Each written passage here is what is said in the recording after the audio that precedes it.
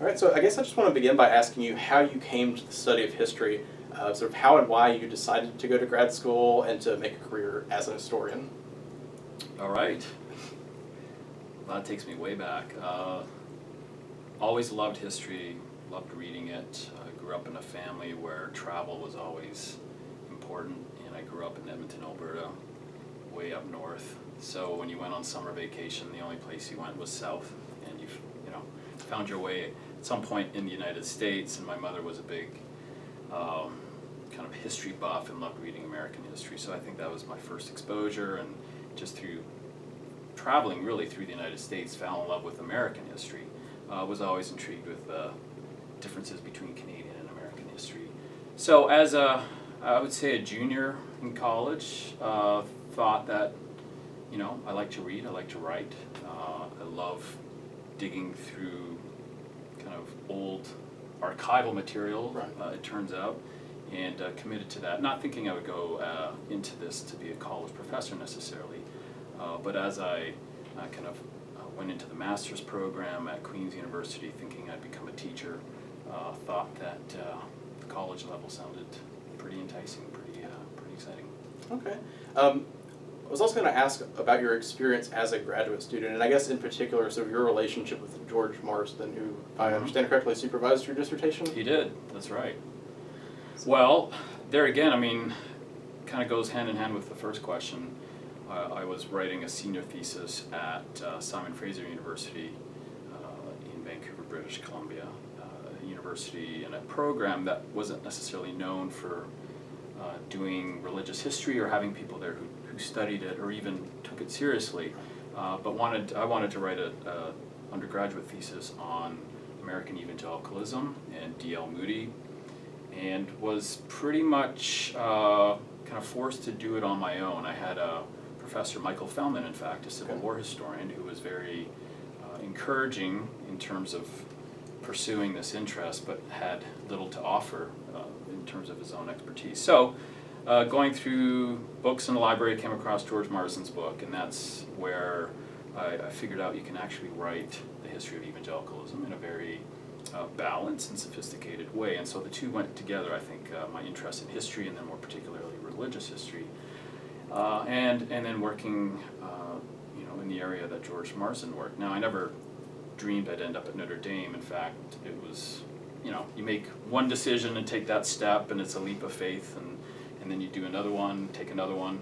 I did my master's at Queen's University thinking I'd do Canadian history, and then again convinced myself that American history is the way to go. This is the great frontier, many opportunities for folks, and so I came across the border and got lucky enough to get into Notre Dame to work with George Marsden in there. Also worked with John McGreevy, and his work was also very influential in the way that he wrote about Catholic history, but in very broad, kind of integrated terms, looking at urban history and so forth. So, but yes, I got to work closely with George, and I'm still a close friend of George's, and we do tend to check in quite regularly. So it's a real privilege.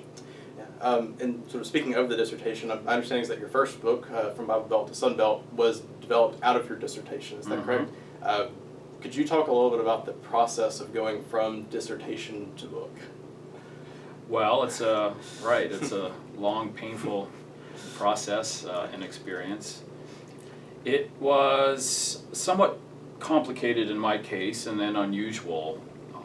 Usually, this day and age, you want to do your best to write a dissertation that is going to be polished, contained, something that an editor is going to, get interested in and be confident that there's not going to be an extensive amount of editorial work. I didn't really approach it that way per se. I wrote a dissertation that was too long and required a lot of work. It also, though, won an award that came with a publishing contract.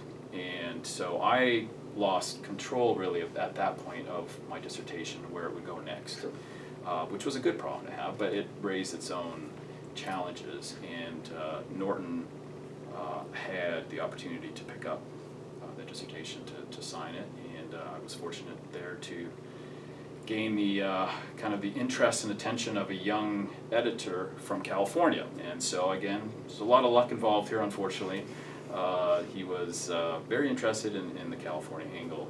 So I ended up working with Norton, and as soon as that came about, I felt like I could do something different with the dissertation. And again, not smart, wasn't good for health and family and so forth, but I decided to really rewrite the book. And so in some ways what you see from Bible Belt to Sunbelt is a second book, I would say. It is a much more extensive timeline. The dissertation ended at Barry Goldwater, and so I took it up to Ronald Reagan. And I also started to see broader implications of the dissertation in terms of Southern history, in terms of Sunbelt history, and some of these kind of wider trajectories. And Norton allowed me to kind of run with it, and also to take a much more definitive kind of narrative approach, which is the kind of writing I like to do, and so I embraced that opportunity. But it wasn't the usual, and I will say it did require just as much, if not more, work, and it came with a whole lot of anxiety. So, I thought it was interesting because I was looking in the acknowledgments of the book, and you described it as a fool's errand with no salvation in sight, which I thought was a strange phrase to use for a dissertation that won the award for a book that's done so well. And I was just curious sort of what that experience had been like, if there were any kind of particular obstacles that.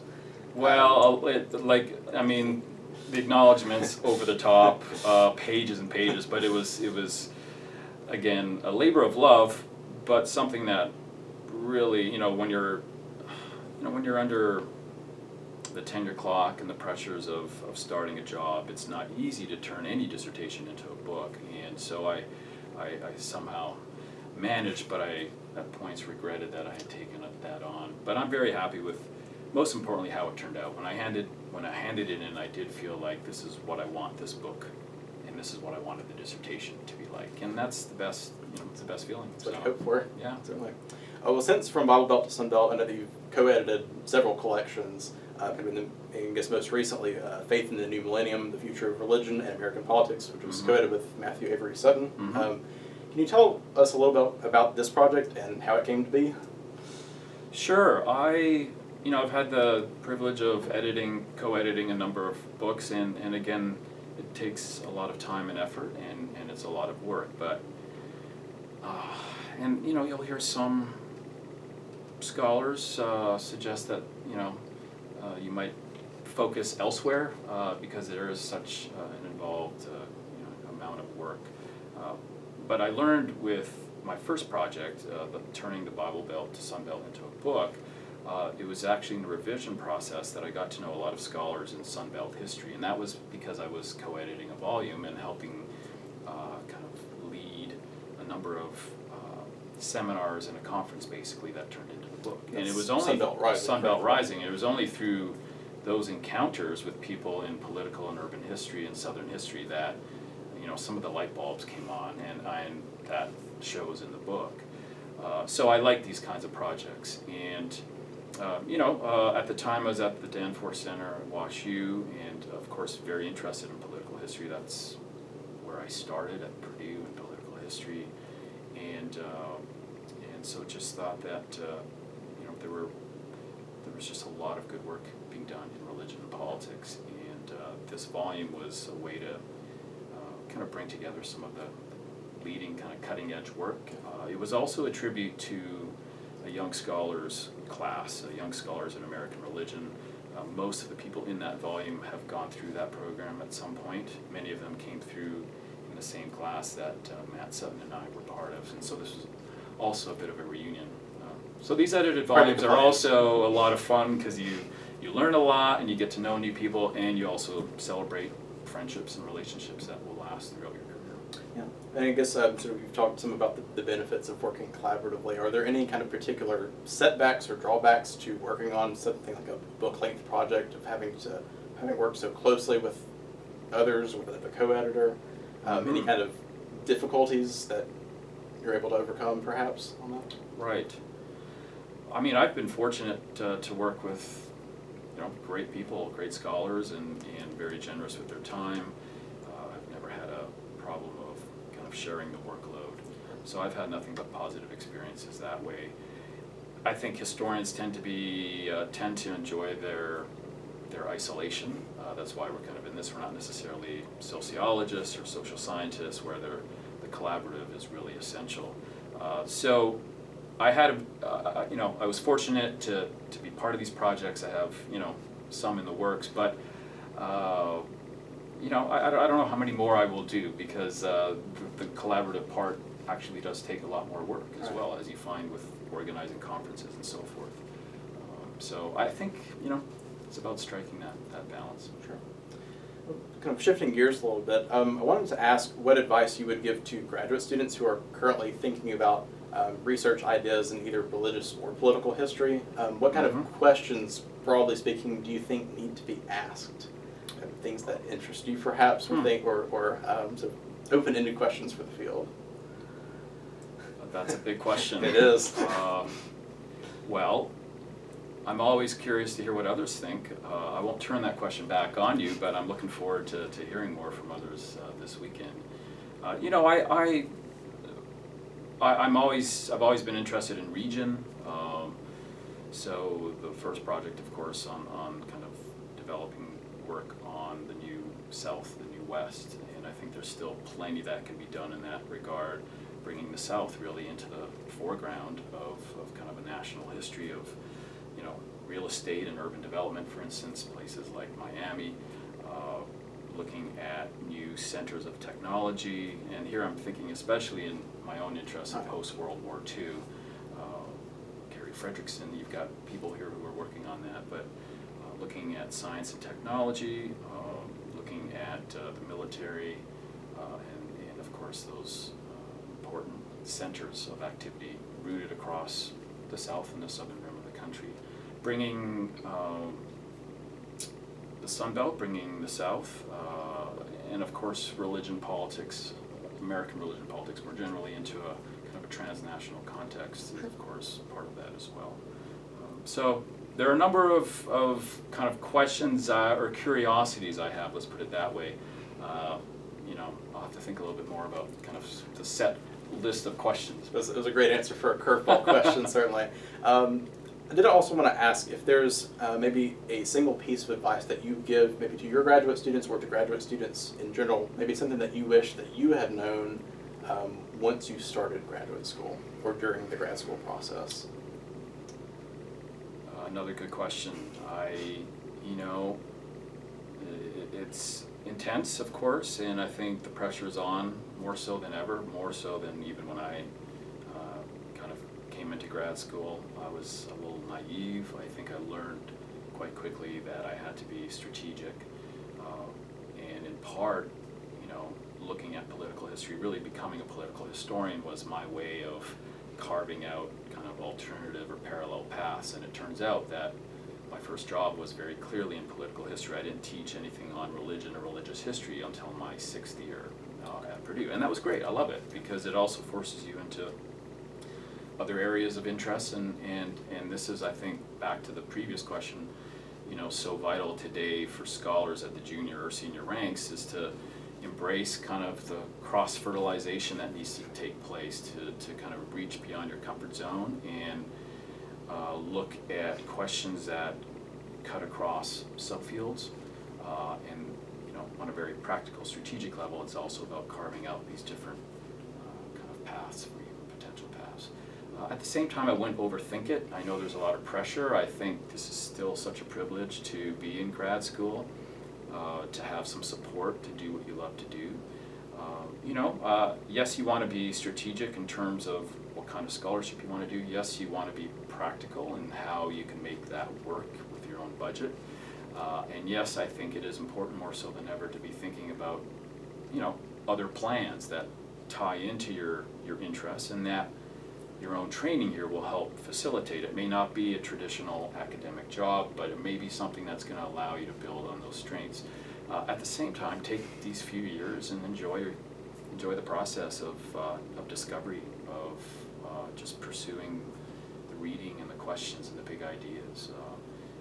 I think that's just such a luxury, especially in this day and age. So. Absolutely.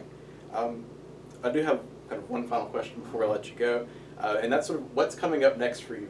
What irons do you currently have in the fire as far as projects? Right. Well, so I'm trying to finish this book on religion and oil in modern America, and it comes out of the first book. Everywhere I turned in Texas and California, there's oil, and you know, I grew up in Alberta, as I say, and I often admit this is autobiographical. I think a lot of good history is written from autobiography. It doesn't have to be, but if it's done, I think right, I think it can help energize and animate, and that's what this is doing.